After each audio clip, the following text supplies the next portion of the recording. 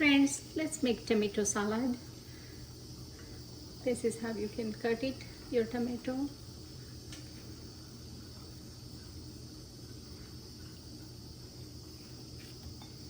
And I got here cilantro, coriander leaves, and mint and basil.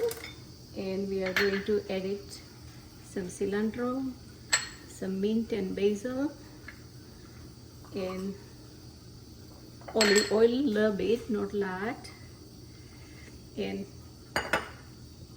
some sea salt, and some peppercorn, black pepper.